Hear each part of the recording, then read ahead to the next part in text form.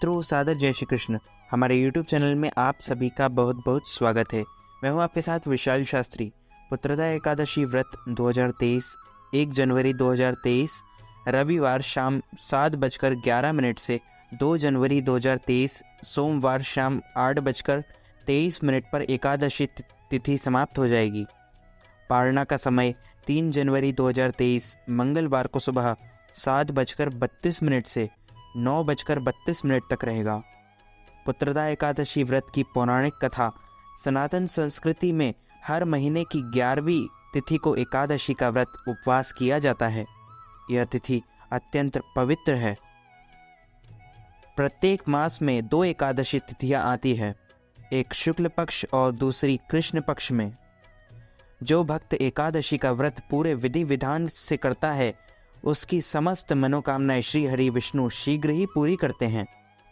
पुत्रदा एकादशी की पौराणिक कथा। महाराज युधिष्ठिर ने पूछा, हे भगवान, आपने सफला एकादशी का महात्म्य बताकर बड़ी कृपा की।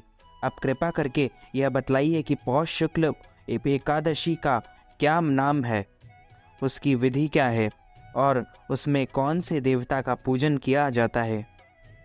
भक्त वत्सल भगवान श्री कृष्ण बोले, हे राजन, इस एकादशी का नाम पुत्रदा एकादशी है। इसमें भी नारायण भगवान की पूजा की जाती है। इस चर और अचर संसार में पुत्रदा एकादशी के व्रत के समान दूसरा कोई व्रत नहीं है। इसके पुण्य से मनुष्य तपस्वी, विद्वान और लक्ष्मीवान होता है। इसकी मैं एक कथा कहता हूँ, सो तुम ध्यान पूर्वक सुनो। भद्रावती नामक नगरी में सुकेतुमान नाम का एक राजा राज्य करता था। उसके कोई पुत्र नहीं था। उसकी स्त्री का नाम शैव्या था। वह निपुति होने के कारण चिंतित रहा करती थी। राजा के पितर भी रो रो कर पिंड लिया करते थे और सोचा करते थे कि इसके बाद हमको कौन पिंड देगा। राजा को भाई, बांधव, धन, हाथी, घोड़े, राज्य और मंत्री, इन सब में से किसी से भी संतोष नहीं होता था। वह सदैव यही विचार करता था कि मेरे मरने के बाद मुझको कौन पिंडदान करेगा। बिना पुत्र के पितरों और देवताओं का ऋण मैं कैसे चुका सकूंगा। जिस घर में पुत्र ना हो, उस घर में सदैव अंधेरा ही रहता है। इसलिए पुत्र उत्पत्ति के लिए प्रयत्न करना चाहिए। जिस मनुष्य ने पुत्र का मुख देखा है, वह धन्य है। उसको इस लोक में यश और परलोक में शांति मिलती है, अर्थात उसको दोनों लोक सुधर जाते हैं। पूर्व जन्म के कर्म से ही इस जन्म में पुत्र, धन आदि प्राप्त होते हैं। राजा इसी प्रकार रात दिन चिंता में लगा रहता था। एक समय तो राजा ने अपने शरीर को त्याग देने का निश्चय किया, परंतु आत्मघात को महान पाप समझकर उसने ऐसा नहीं किया।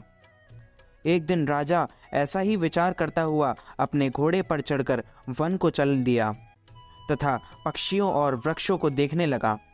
उसने देखा कि वन में मृग, व्याघ, सूअर, सिंह, बंदर, सर्प आदि सब भ्रमण कर रहे हैं। हाथी अपने बच्चों और हथनियों के बीच घूम रहा है। इस वन में कहीं तो गीदड़ अपने ककर्ष स्वर में बोल रहे हैं, कहीं उल्लू ध्वनि कर रहे हैं। वन के दृश्यों को देखकर राजा सोच विचार में लग गया। इसी प्रकार आधा दिन बीत गया। वह सोचने लगा कि मैंने कई यज्ञ किए, ब्राह्मणों को स्वादिष्ट भोजन से तृप्त किया, फिर भी मुझको दुख प्राप्त हुआ। ऐसा क्यों? राजा प्यास के मारे अत्यंत दुखी हो गया और पानी की तलाश में इधर उधर फिरने लगा। थोड़ी दूर पर राजा ने एक सरोवर देखा। उस सरोवर में कमल खिले तथा सारस, हंस, मगरमच्छ आदि विहार कर रहे हैं। उस सरोवर के चारों तरफ मुनियों के आश्रम बने हुए थे। उसी समय राजा के दाहिने अंग फड़कने लगे। राजा शुभ शगुन समझकर घोड़े से उतरकर मुनियों को दंडवत प्रणाम करके बैठ गया। राजा को देखकर मुनियों ने कहा, हे राजन, हम तुमसे अत्यंत प्रसन्न हैं। तुम्हारी क्या इच्छा है, सो कहो। राजा ने पूछा, महाराज, आप कौन हैं और किस लिए यहाँ आए हैं, कृपा करके बताइए। मुनि कहने लगे कि हे राजन, आज संतान देने वाली पुत्रदा एकादशी है। हम लोग विश्वदेव हैं और इस सरोवर में स्नान करने के लिए आए हैं। यह सुनकर राजा कहने लगा कि महाराज, मेरे भी कोई संतान नहीं है। यदि आप मुझ पर प्रसन्न हैं तो एक पुत्र का वरदान दीजिए। मुनि बोले, हे राजन, आज पुत्रदा एकादशी है, आप अवश्य ही इसका व्रत करें। भगवान की कृपा से अवश्य ही आपके घर पुत्र होगा। मुनि के वचनों को सुनकर राजा ने उसी दिन एकादशी का व्रत किया और द्वादशी को उसका पारण किया। इसके पश्चात मुनियों को प्रणाम करके महल में वापस आ गया। कुछ समय बीतने के बाद रानी के गर्भ धारण किया और 9 महीने के पश्चात उनके एक पुत्र हुआ। वह राजकुमार अत्यंत शूरवीर, यशस्वी और प्रजापालक हुआ। श्री कृष्ण बोले, हे राजन, पुत्र की प्राप्ति के लिए पुत्रदा एकादशी का व्रत करना चाहिए। जो मनुष्य इस महात्म्य को पढ़ता या सुनता है उसे अंत में स्वर्ग की प्राप्ति होती है।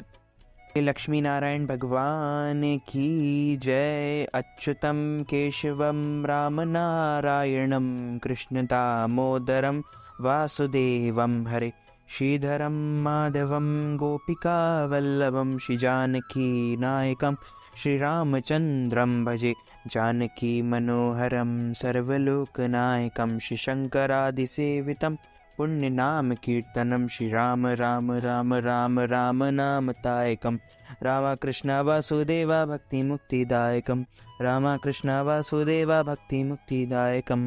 मित्रों, हमारे इस ज्ञानवर्धक वीडियो को अधिक से अधिक लोगों तक शेयर कीजिएगा, लाइक कीजिएगा, कमेंट कीजिएगा, कमेंट बॉक्स में जय श्री कृष्ण अवश्य लिखिएगा। मैं मिलता हूँ आपको किसी नई वीडियो के साथ, तब तक के लिए सादर जय श्री कृष्ण, सादर धन्यवाद।